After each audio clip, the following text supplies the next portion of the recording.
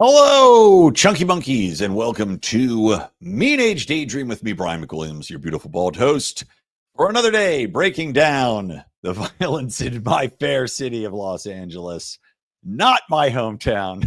And to be clear, welcome to the show, guys. Great to have you along with us. A lot of stuff to talk about today through, obviously, as I mentioned, the LA ICE protests and those in New York and probably some other cities as well. The latest flap with Libertarian Party messaging, which I will go into a bit, and also getting into a freshly announced tariff trade deal with China that just came out today. So before we get into the show, though, I want to remind you guys, we are a network here. We have 5 beautiful shows a week, one of which is behind the paywall now. You have to go to our Patreon to get it. And that is, of course, Meme Wars, where we talk about some topics, share some hilarious memes, and have a great time. That is now at patreon.com/Lions of Liberty or lionsofliberty.locals.com. And of course, we have Lou Perez and Brian Nichols as part of our network. So make sure to subscribe, make sure to share, make sure to hit that notify button, and give me a little chub when you do, because it turns me on, baby. Anyway, let's get into it, because you may have heard some things about what's going on here in Los Angeles. And the hilarity is that the media apparently learned absolutely nothing from their coverage during the Black Lives Matter protests. Now, I had tweeted out that, similar to BLM, what you're seeing here with these protests is that, yes, people have of course, a perfectly reasonable reaction in a state and in a city like Los Angeles, where illegal immigration is rampant. Now, I'm not saying that I am endorsing every action that ICE is taking. I am saying that immigration and illegal immigration is definitively a problem. And when you have a welfare state like we do, when you've got a crunch on social services like we do, when you've got billions of dollars being spent to cater to illegal immigrants and take care of education, housing, cell phones, college education. I mean, in California, you literally have people paying, like me, for illegal immigrants' children to go to college for free. It is insulting, if I'm being perfectly honest. So you've got that aspect of it, which in my opinion makes illegal immigration untenable, especially on a scale like we have here in California. And at the same time, there are, of course, benefits, right? There are benefits in that a lot of the labor that comes in, yes, goes to the agriculture. California has a massive agricultural background. There are a lot of factories. There are a lot of textiles that are utilizing illegal immigrants. Now, there's also the aspect of a lot of the illegal immigrants that are here are, in fact, violent criminals. I mean, I can tell you, looking around simply my neighborhood, which is a pretty nice neighborhood, that there are gang symbols painted on streets' walls. I mean, I can walk down my street and see them on main thoroughfares regularly.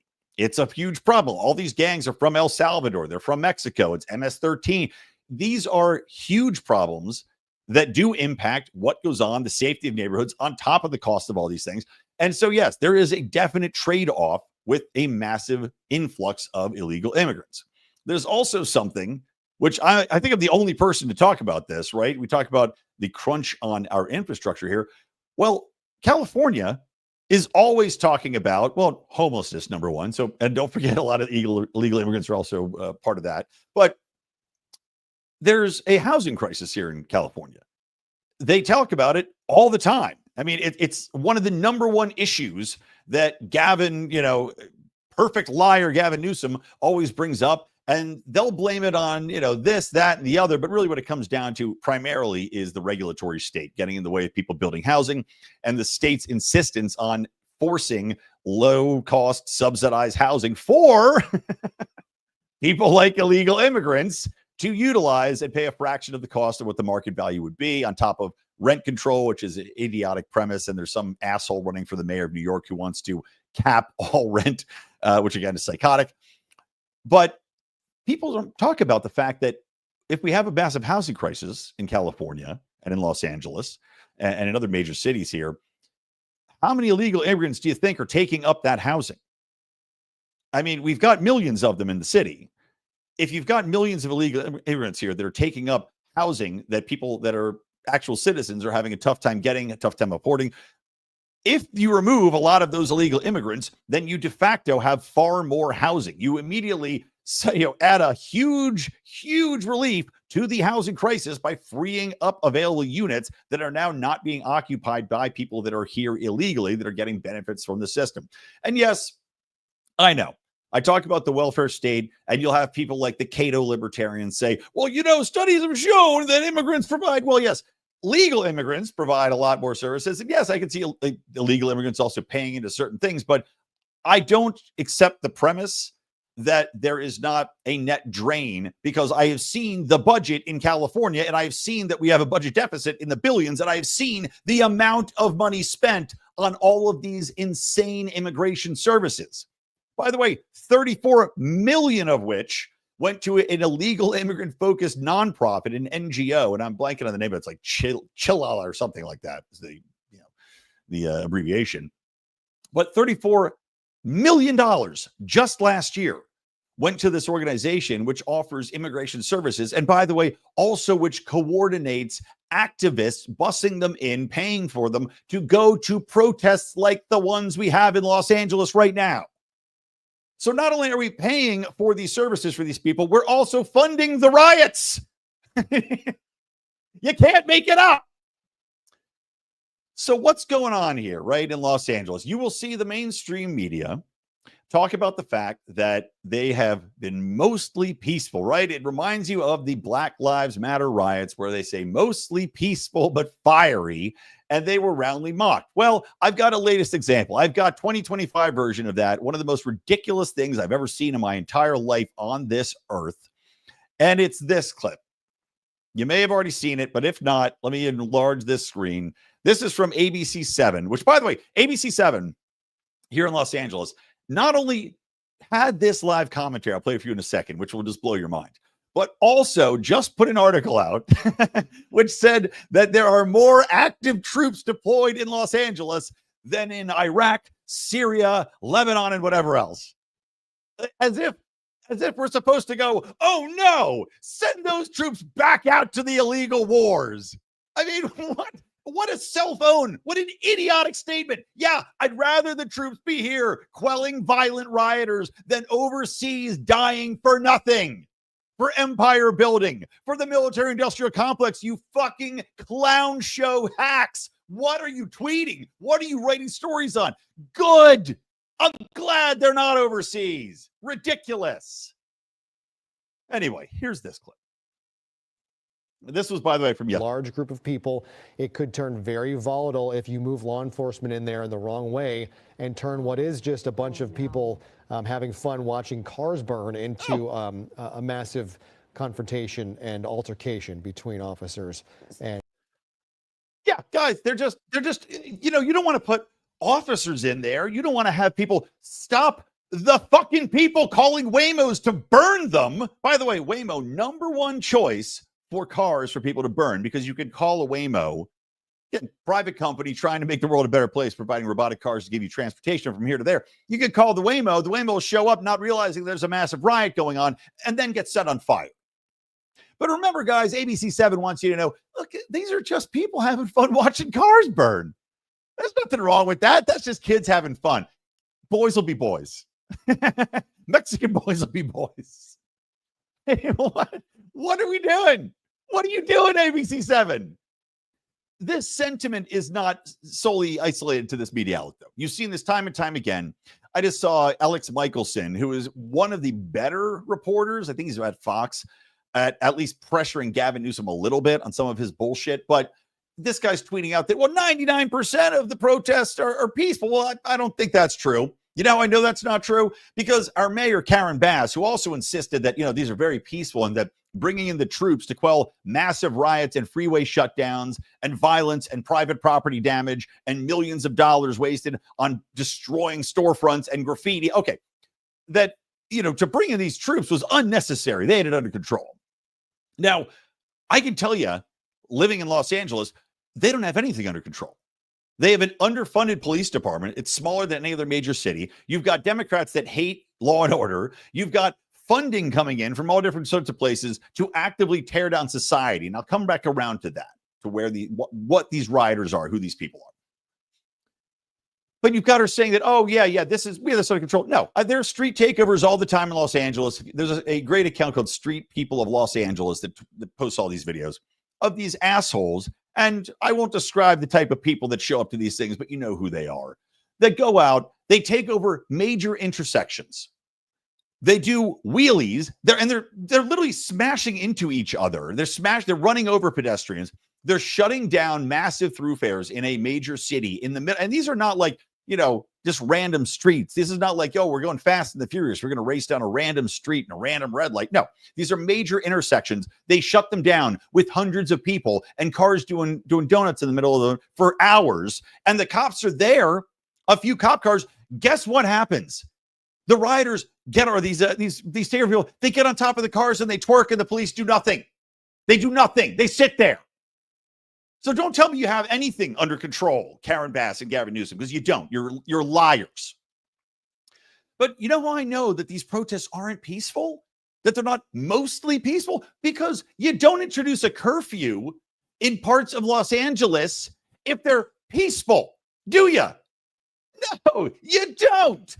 You let peaceful people go about and live their lives happily and freely because they're peaceful. There's no reason to have a curfew and force people to go inside their houses as of 8 o'clock at night or whatever it might be.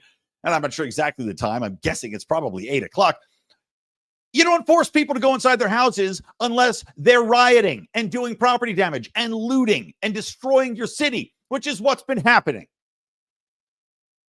And these people that undertake these actions, there are definitely a large number of illegal immigrants that are here that are marching because they're scared. Look, my cleaning lady is here and she's been trying to get her papers, right? She's here on some sort of, permit system. Maybe it's a work visa. She's been trying to get, and she says, I was talking to you yesterday about this. It's not that I don't have any sympathy. I have a lot of sympathy.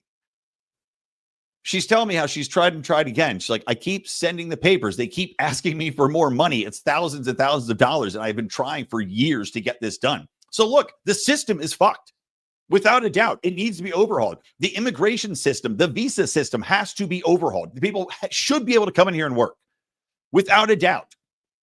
That's broken. But the solution is not to have unchecked immigration. And then you see this happen where massive people, millions of people in the streets, because it's illegal immigrants, children of illegal immigrants, and then also colleges just let out and high schools just let out. So a vast amount of these people are, yes, illegals and sympathizers, wonderful people on the far left, Antifas, great, and general people that are worried for the well-being and welfare of illegals in this country. Fine. There's also a lot of people that are just college and high school shitheads who want to go out there and take videos and be seen.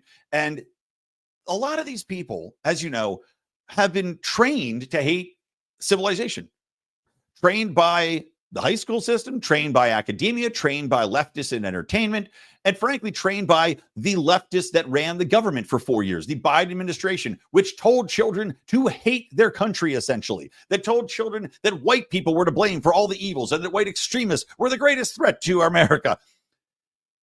This is a broken culture. These people do not want actual functional change. They're going out there. The people that are doing these riots and spray painting, they live for the destruction of it. The paid activists and the paid people that are coming in from these NGOs, they are not there to have a solution or to build society in a greater direction. They're there to tear it down. They revel in the chaos and the destruction. I mean, there are people that were over bridges, again, these peaceful protests, that are throwing rocks on cars as they drive underneath. There's people surrounding a mother. I saw a video here in Los Angeles, a mother with her kid in the car, and there's fucking rioters running around her, jumping on her car with her child in the back of it. You're telling me these assholes are trying to reshape society for the greater good? No. These are pieces of shit. And they've been taught to be pieces of shit by our system and by leftists. Then what society are they going to build? Please tell me, what better society? Socialism, right? That's what they want. How does that end up every time? More or less violence, more or less death, more or less, suffering in the general population, more or less corruption. more or less authoritarianism. It's always more. And these morons have been brainwashed by the system to think that they're in some sort of a horrible, oppressive environment because you want to have checks on who comes in and out of your country, and you want to have limits on what the populace is forced to pay for these people. I'm sorry, but capitalism is what these people are basically living off of and taking for granted. Capitalism is why they have the creature comforts. Capitalism is why they can go out and riot and protest, because the freedom that capitalism gave all of us to live our lives, to actually have a system where people can get ahead, can work hard, can make money, can have a family, can have go home to an apartment and have your phone. How do you think you're getting your coordinated attacks on where ice raids are happening, you fuck nuts, on your fucking phone that capitalism created? It's unbelievable to me that you've got people defending what's going on here, people cheering it on. The ignorance is astounding. The stupidity is astounding. So I'll leave it at that. Those are my thoughts on what's happening here in Los Angeles. I am personally completely fine. And I'm an advocate of defend the guard, by the way, but I am completely fine with Trump deploying troops in Los Angeles to quell what are violent riots that Los Angeles was not capable of handling. And it's honestly a shame on Gavin Newsom that he didn't do it first. Should have deployed the National Guard first, jerk off. Instead, cities are burned, cars are burning down, private property, millions of damage again. Just ridiculous. And it's a bit of a tricky situation when it comes to protests, right? Because I do believe you are right. You have a right to protest. I do not believe you have a right to damage private property in any way. And I am in full favor of a lethal response to somebody coming and trying to damage your property in that way. 100%. Lethal response, fine with me. But you do not have a right to block people and keep them captured on freeways, to cost people lives or their livelihoods by stopping anybody from functioning in a city. You do not have that right. If you want to go protest outside of a federal building, go protest outside of the ICE facility peacefully. But as soon as it turns violent, well, I'm sorry, you lose those rights. Unless this is a full-scale revolution, in which case all bets are off, right? Then all bets are off. But we all know these idiots, as I said, who don't understand what they have, do not want a full-scale revolution. They couldn't handle it. They don't know how good they have it. They're just in it to revel in destruction and masturbate. That's all this is masturbating for all these people that are taking part in the violence. Okay. Speaking of masturbating, there is a post that has, I would say, single-handedly done more damage to the Libertarian Party than has been done in the past 3 or 4 years at least. And that is one that was posted about Pride Month. It was a rainbow-colored porcupine. I had nothing to do with this post, by the way. Even as comms director, and it's a tricky situation. I'll try to explain slightly. Things are in motion to change. But as comms director, I have input on messaging for the party, guidance for where the messaging I feel should go, how I think communications are handled, and social. Now, I'm supposed to have control over our social team. However, there is a faction, and one of which is on the LNC, which is a super left-leaning, I'll refrain from using any choice words about this person, but a super left-leaning ideologue. This person was given access to our socials, and it's something which I currently cannot revoke. I strongly hate the post that was posted in question. Now, it wasn't explicitly terrible in every way, but it was a strong post that appeals to specifically a very small collectivist group, which is, the quote unquote pride community. It was a broad and pointless and unnecessary virtue signal. It was absolutely stupid and had a predictable response, right? And I hate everything about it. I hated the messaging when they did it back when Sarwark, that piece of shit, was in charge during the Joe Jorgensen era of the presidential run. Idiotic virtue signaling to a small portion of the population that's really outside of what we should be doing in every way, especially during, if you listen to my last show, a time when pride fatigue is absolutely real. Absolutely real. People are sick of this shit. They're sick of being forced to guzzle pride all the time.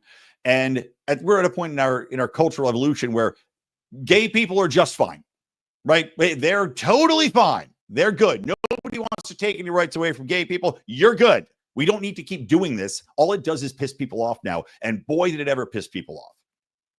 As I said, the most damaging post to the Libertarian Party in the last 4 years.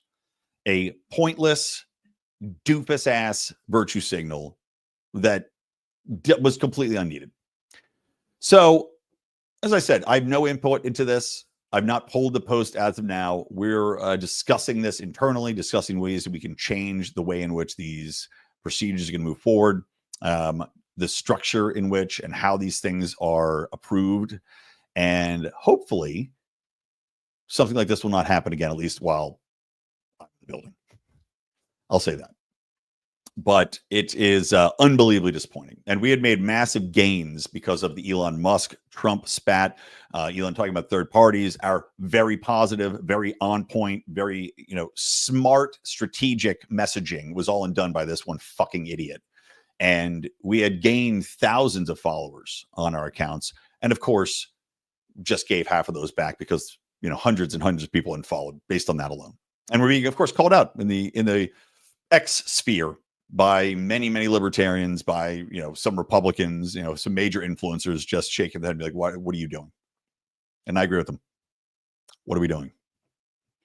It goes to show you, it just takes one bad apple, guys. There's a reason why that phrase exists. One bad apple. Okay. Next thing I want to move on to is, oh, wait a minute. There was one more thing I wanted to there's a couple more things actually I want to talk about. Hold on. While we're talking about, this isn't a pride thing per se, but this is a cultural phenomenon. And I've talked about the DEI in gaming before on this show. How there were all these games, they call them AAA games, very expensive games that were created. Famously, Sony went down with this game called Concord, $400 million tax write-off. It killed it. It was on, it released. It was a game focused on a ragtag bunch of, all you could say is LGBTQI flag people and like a shooter game. And it died so fast. I mean, I think they pulled it off within 2 weeks. People hated it. No one played it. Goes to show you, catering to, and this is another why this Libertarian post was so fucking stupid. Catering to a very, very, very small subsect of the population is not popular. And Concord proved it, and this post proved it. But Concord pulled, is that $400 million of Sony down the drain. Another game came out. What was it? Oh, Dragon Age Veilguard. This is another game. Dragon Age Veilguard might have been $1 billion game, but a very popular series, legendary game title, Dragon Age, and they put out a game that was so rife with trans and DEI and bi people. I mean, all this shit. People hated it. Again, massive, massive multi-million-dollar loss. So they're slowly learning their lesson. Blizzard, what was it? Blizzard killed off a studio. The Dragon Age studio closed, whatever it was named. BioWare, they killed it because of the failure of that. There's several other studios, gaming studios, that are completely shuttered now because of the DEI games they're putting out. But apparently, one little faction, and it's from this, I don't even know, it's called Relooted. I'll play the trailer. Didn't get the memo. No, I don't know how these people got funding to make this game. It's kind of shocking that it even was funded, but I can guarantee you it is not going to make any money. Here we go. Let me share this gem with you guys so you can laugh along with Brian here. All right. Relooted. Let's see. What's it about? Treaties were signed. Promises made and broken. Is it stealing to take back what was stolen? Stolen? Who's stealing them? Us.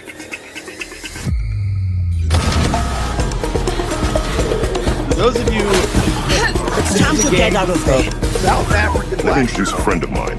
Smart, agile, and will let you look into places with the tightest robot. security.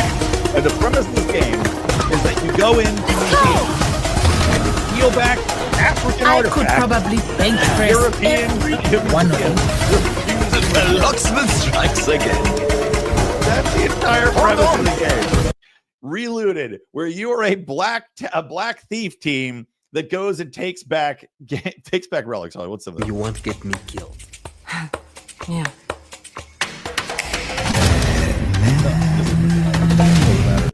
as if this is a problem, as if this is a major problem. It's not. This is not a problem. If anything, the opposite is actually happening and has been happening for the past decade, in that all of these museums that have treasures, quote unquote treasures from different cultures, are actively returning them. They're doing it on their own. I mean, like there's like an ongoing thing where Native Americans are taking, like all these Native American artifacts are being returned in mass. And fine, you say, oh, it's a burial thing. Oh, you want it back? Right. If you want it back, you want it back. Fine. I think it's idiotic. I think it's counterintuitive and counterproductive personally, because you should want people to know about your culture and its heritage and the artifacts in it. It's kind of like when these dumb shits flag content on YouTube. Don't let you use a portion of a song or a clip from a TV show or a clip from a movie that's 30 seconds. Dummies, it's giving you more exposure. It's actually helping you. People are going to want to buy the movie and be reminded of the movie, and it keeps it relevant. It keeps you relevant. It keeps you learning about people, their cultures, or what's out there. And these idiots are, because of DEI, because of this focus on, oh, we have to fight the white people. Well, they're taking all their artifacts back. Okay. The museums have voluntarily sent them back. There's no need to thieve it. This entire premise of this game is based on nothing. It's based on an unreality to make, I don't know, 2% of black people that are real pissed and ignorant about this topic go and feel like they did something. It's the stupidest premise I've ever seen for a game. It's retarded. To bring it back, I heard we can say that again. I mean, wow. Just wow. This game will make no money. I don't know how it got funded. I don't know who paid to make this game. It has to be, again, some conglomerate of nonprofit. I wouldn't be surprised if NSAID had something to do with it, or USAID, had something to do with promoting and funding this stupid game. And by the way, on another note, speaking of stupid awards or stupid things, Angel Reese, who of course is a basketball player, black basketball player who came out at the same time as Caitlin Clark and who sucks. She's terrible. There was a hilarious video of guys betting 6 games in a row that she would miss her first shot, and they ended up making bank because she missed the first shot every game. The last game before this award, she had the BET Sportswoman of the Year award. Angel Reese, who got 4 points the game before that, who consistently throws up the ugliest shots, who flops all the time, who gets rebounds. That's her claim to fame. She's a rebounder. She gets her own rebounds because she sucks. She makes terrible layups and then picks up her own layups. She's one of the worst players, I think, in the WNBA, if I'm being completely honest. Sportswoman of the Year. Why did she get that? Because she's not Caitlin Clark and because people view her as the antithesis of Caitlin Clark. This was a spite award from BET and the voters, whoever decides these things. Talk about being a petty bunch of assholes to give Angel Reese this award because you're mad that a little white girl is tearing up the WNBA. It's pathetic. Pathetic. Oh, one more thing, by the way. I forgot about this on the ice front. Now, this is interesting, right? This is 10th Amendment Center. Shout out to Michael Bolden. Love that man. 10th Amendment Center strategy. If you want to fight ICE, if you don't like them from a city perspective, if you think that the citizens in your region don't want you to support ICE, here's how you go about it. Similar to how the water was shut off from the NSA in different cities from the 10th Amendment Center strategy. City of Glendale terminates ICE detainee holding contract. This is from the City of Glendale PR department. After careful consideration, the City of Glendale has decided to end its agreement with U.S. Homeland Security, ICE, to house federal immigration detainees. The local decision reflects our core values, public safety, transparency, and community trust. The Glendale Police Department does not enforce immigration laws. Stupid, but does not enforce immigration laws and remains fully compliant with SB 54. Our focus remains in serving Glendale residents and businesses while preserving it as one of the safest cities in the nation. Okay. Anyway, the point being, this is how you do it. If you don't like something the government is doing, this is how you do it. You go about it in this way. You terminate contracts. You turn off their power and their water. You don't have to riot and burn cars and destroy private property. Good job, Glendale. I may not say that I completely agree with what you're doing, because of the situation we're in here, but this is how you do it. This is smart. Golf clap. Good job. All right. let's talk about some tariffs, and then we'll call it a day. Donald Trump, as he said, announced today that he has come to an agreement with Xi Jinping.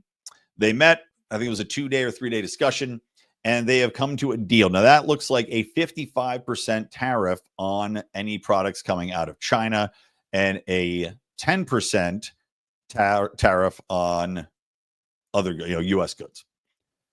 Fine.